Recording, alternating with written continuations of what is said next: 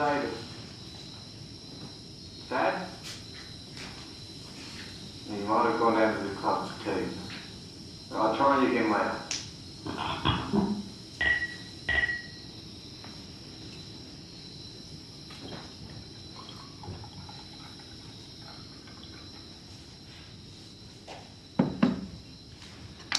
I'm in trouble with the kids.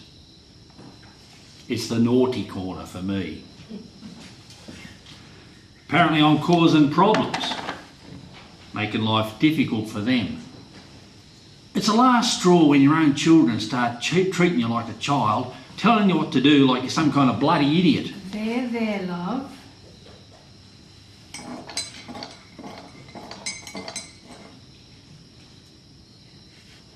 Put a fence around the garden today. That ought to keep them off your veggie patch, little buggers. You're not laying anyway. Most of your lettuces are going to seed.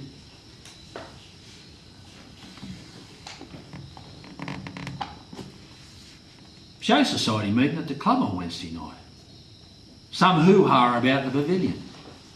Apparently, council's got the money to do the job, but the new people in town, the ones that run the cafe or the brassiere or whatever, they reckon it's heritage and shouldn't be touched. Pity old people didn't get as much respect as old buildings do in this town.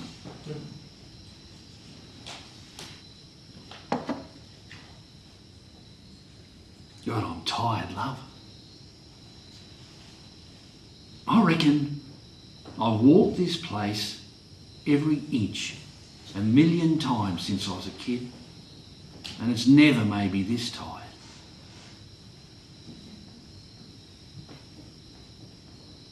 Went down our picnic spot today, down the river. Had to check the pump hadn't gone under with all the rain this week. Imagine, that river was bone dry 2 years ago in December, and this year it's as high as I've ever seen it, and wild. Haven't seen it this wild since I was a kid. The year old Jack the Swaggy drowned. Come back along the Lucerne Flats. We all haven't been down there together for a long time. Remember, the kids used to make a mudslide out of the bank and they'd wear the bum out of their pants and you'd rouse on them every time, but still let them do it anyway. Used to go down there with my old man. It was his favourite spot for putting in the yabby traps. Those yabby traps, they used to reek of rotten meat.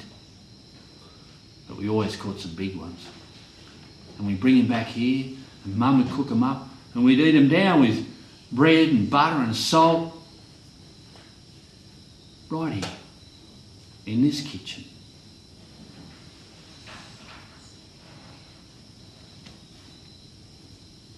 Things are changing, love. I don't know what to do about it. Nothing's the same since we let the kids put in those grapevines. Bloody thing's been nothing but trouble. Grapes. Wine. I don't even drink the stuff. I've always been a beer man myself. It's not real farming. I said that, didn't I? It's not real bloody farming. But you said we've got to let them do their thing. We've had our time.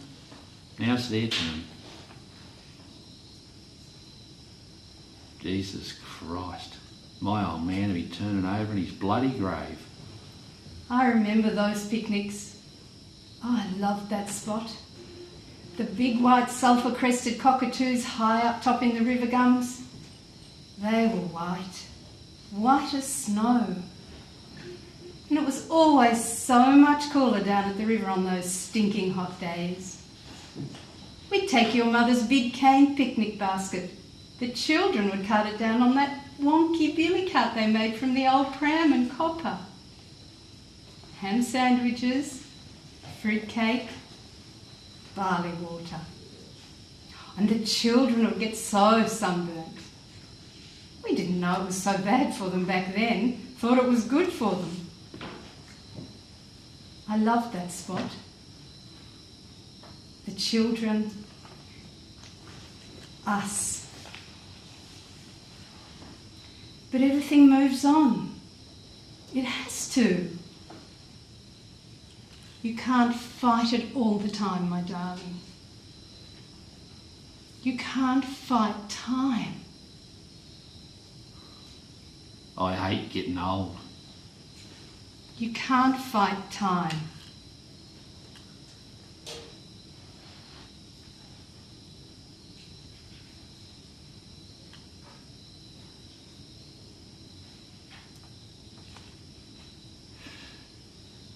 We've lost it all.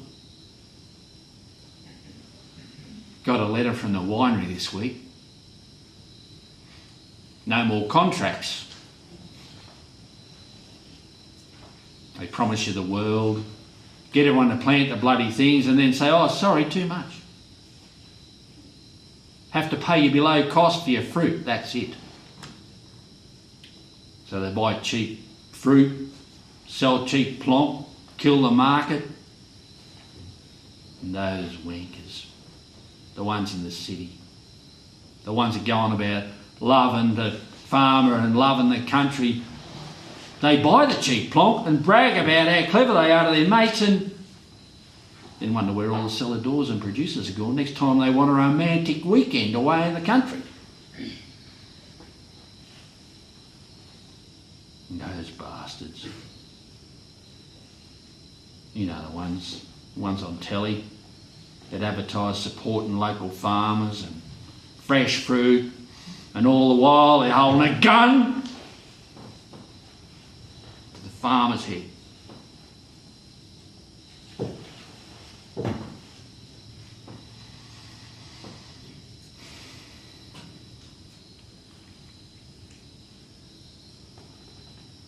Farming's changing.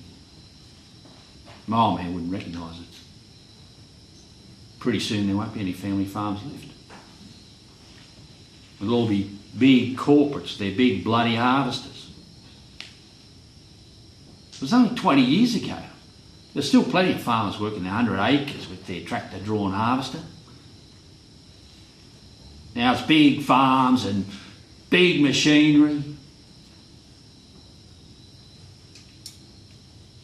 So, no more contracts. And we're left with all those sticks in the ground. Can't do a bloody thing. Can't take them out. Can't leave them in. I'm a fool. A bloody fool. And a bad farmer. And you would have been visionaries if it had worked out. Pioneers. You're no fool, love. Don't blame them or yourself for the things you can't control, the markets, the weather. Bad farmer. One who lost a lot. We're all just custodians of the land in our time. Things change. We move on.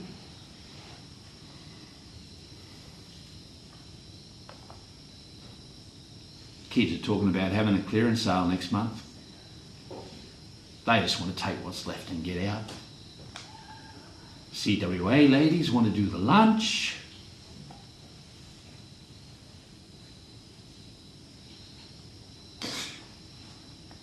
Don O'Dowd shot himself after his clearance sale. Remember? Family all made out it was an accident, but we knew. We knew. Poor bugger.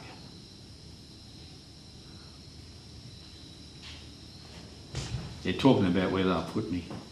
I know they are. Like I'm the family dog. We used to shoot dogs when they got too old. Where would I go? I've been here all my life. You can smell the gum leaves on me when I walk down George Street. They'll take me out of here in a bloody box.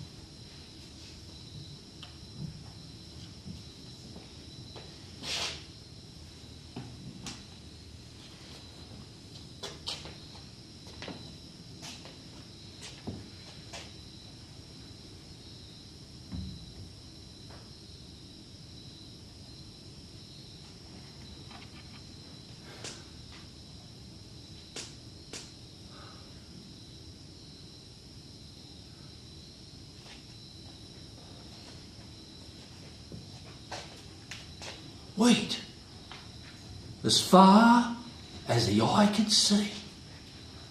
That's how I remember it when I was a kid. And down on the Lucerne Flats, Dad leased a couple of acres to some Chinese gardeners. I was only a young boy then, but I remember them like it was yesterday. One was called Tom, and the other one, what was his name?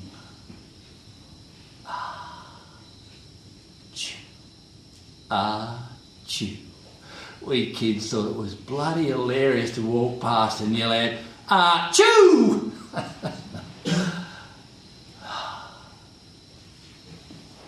Old Chew. He wore a funny looking bowler hat, smoked a funny looking Chinese pipe. There's a few around when I was a boy, but more in my old man's day. They come out for the gold. There's more money in growing veggies. They used to supply the whole town. God, they were hard workers. Made their own tools. Made a little shack out of old timber and corrugated iron. They grew the biggest cauliflowers and lettuces, and that spot on the Lucerne Flats was great for growing rock melons in summer.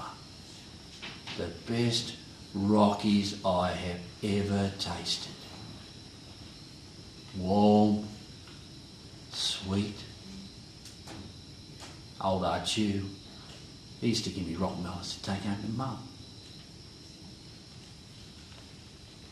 That's the way I thought it would always be. But the Chinese moved on. Dad planted Lucerne there in that spot next season.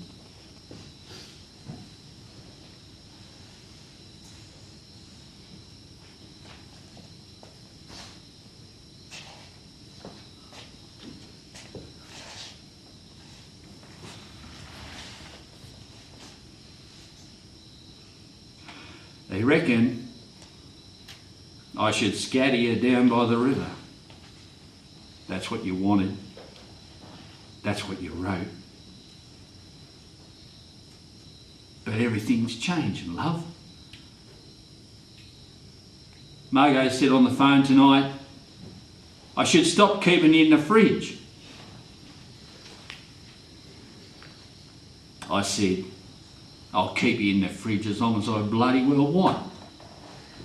And I'll be buggered if I'll leave you here down by the river when we leave this place. I told her. I told them all. Bugger off. Apparently, I upset her. And David's been ringing all night, no doubt, trying to tell me off like a naughty little boy.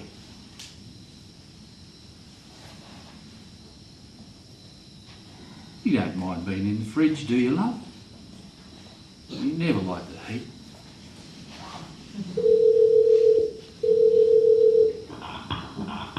Dad? Are you there? Dad? It's David again. Look, Dad, we all need to get together and talk about things. We thought maybe we could stay a few extra days after Christmas and help, you know, tidy up a bit around the place and get things organised. Anyway, I'll try you again a bit later.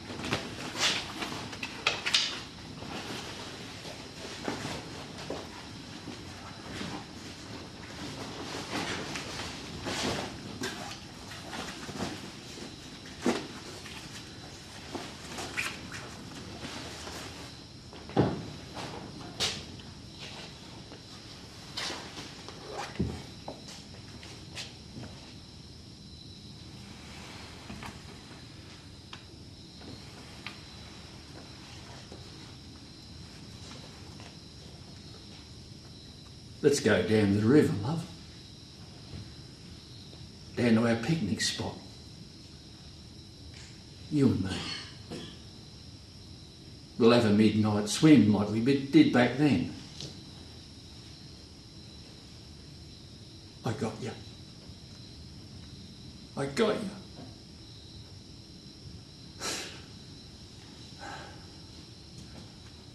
We'll go together. You and me.